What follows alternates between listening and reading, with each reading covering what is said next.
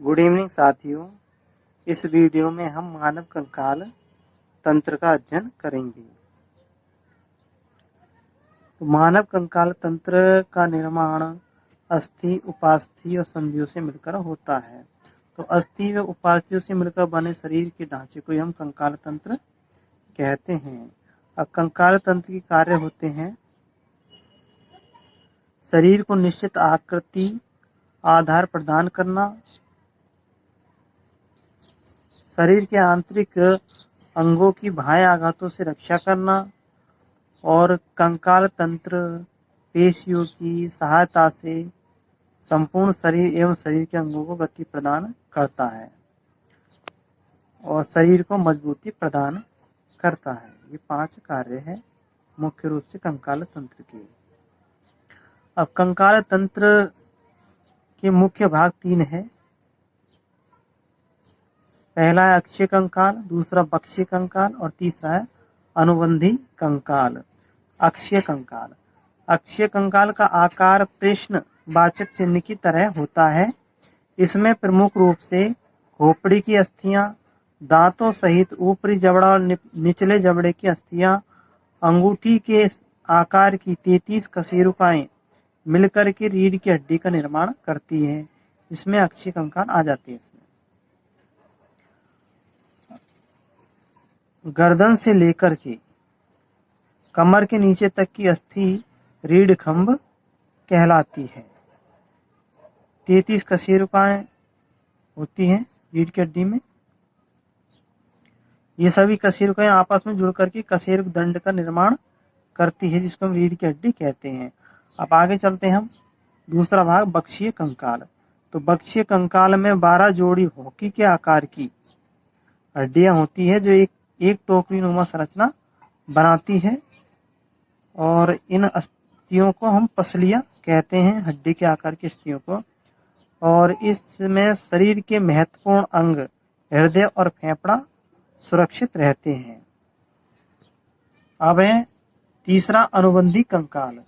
अनुबंधी कंकाल में अंश मेखला, सोहनी मेखला और हाथ पैर की अस्थियों को शामिल किया गया है। हाथ की अस्थियों में ह्यूमरस, रीढ़ी सल्ना, कलाई की अस्थि, हाथ के पंजे की अंगुलियां और अंगूठे की अस्थियों को शामिल किया गया है। तो जो ह्यूमरस अस्थि होती है यह कंधे से कोहनी के बीच की अस्थि होती है और इसका जो मध्य का लंबा भाग होता है इसको शाफ्ट कहते हैं। रीढ़ी सल्ना यानी कि कलाई और ह्यूमरस के मध्य की जो अस्थि होती है इसको हम रीढ़ी सल्ना कहते हैं। रेडियस बाहर की ओर होती है, अल्ना अंदर की ओर होती है। कलाई की अस्थियां अपने हाथ में हथेली को उल्टा करके टेबल पर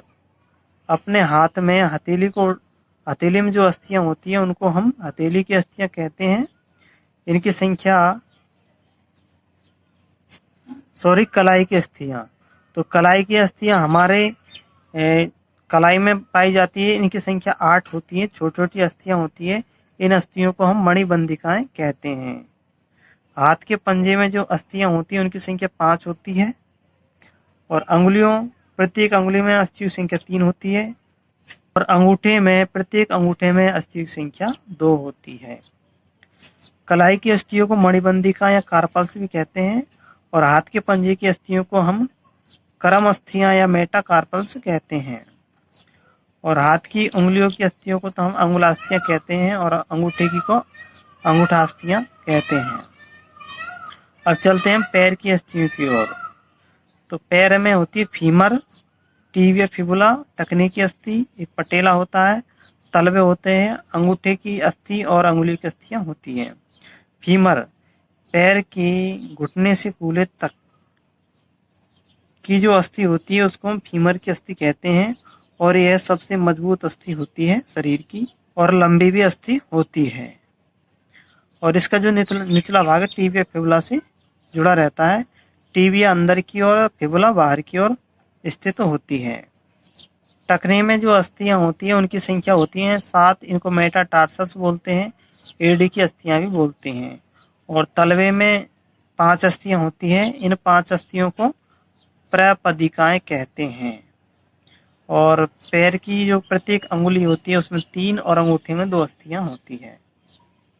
और जो हमारे घुटने पे जो एक अस्थि होती है उसको पटेला कहते हैं। और जो टखने की अस्थियां होती हैं इनको हम टार्सल से गुल्फास्थियां भी कहते हैं।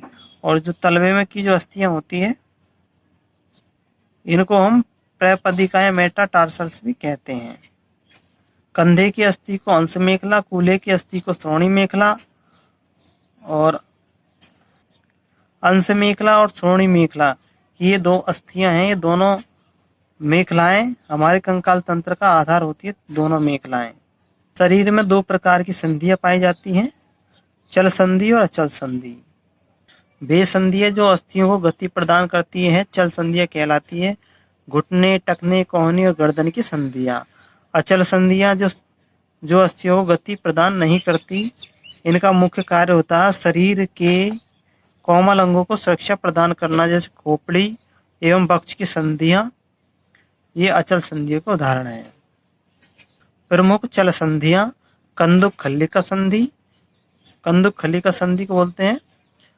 ये कंधे की और कंधे पर होती है अंश मेखला और हाथ की अस्थि हुमरस की, और श्रोणी मेखला से पैर की अस्थि जुड़ी होती है। इनको हम कंदुक खल्लिका संधि कहते हैं, यानी कि गेंद का गुहा में फिट होना। कोर संधि को बोलते हैं कब्जा संधि। और कब्जा संधि में इन अस्थि की जो गति होती है वो एक दिशा में होती है, घर के किवाड़ की तरह, दरवाजे की तरह। तो जो कोहनी की संधि और घुटने की संधि कब्जा संधि या कोर संधि के उदाहरण है। धुराग्र संधि। धुराग्र संधि हमारी खोपड़ी मेरुदंड से जिस संधि द्वारा जुड़ी होती है उस संधि को हम धुराग्र संधि कहते हैं। इसमें हम खोपड़ी को दाएं बाएं ऊपर नीचे घुमा सकते हैं आसानी से। सिर को, खोपड़ी का निचला सिर आसानी से घूम जाता है। अस्थियों को गति प्रदान करने में मांसपेशियों की महत्वपूर्ण भूमिका होती है। जब मांसपेशियां संकुचित होती है और शिथिल होती है तब हमारी अस्थियां गति करती है। अस्थियों में गति मांसपेशियों के सिकुड़ने एवं फैलने से ही होती है। अब कुछ जंतु दे रखे हैं जिनमें गति होती है, जैसे कैंचुए में रेंगकर गति होती है, मांसपेशियों के सिकुड़ने फैलने से होती है। घोंगा में भी रेंगकर गति होती है। तिलचट्टा में चलकर उड़कर गति, पक्षी में उड़कर और चलकर गति होती है। मछली में तैरकर गति होती है, और सर्प में रेंगकर गति होती है। साथ ही जयपुर फुट के नाम और आता है कि जयपुर फुट का निर्माण श्री रामचंद्र शर्मा ने किया था।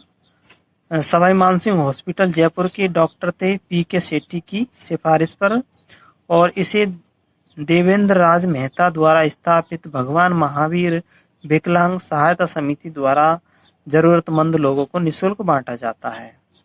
जयपुर फुट रबड़ का होता है और 3 वर्ष तक कार्य करता है। इसमें जूते भी पहने जा सकते हैं। अब साथियों, ये हमारा मानव का कंकाल तंत्र पूर्ण हुआ। वीडियो को लाइक करना और चैनल को सब्सक्राइब करना।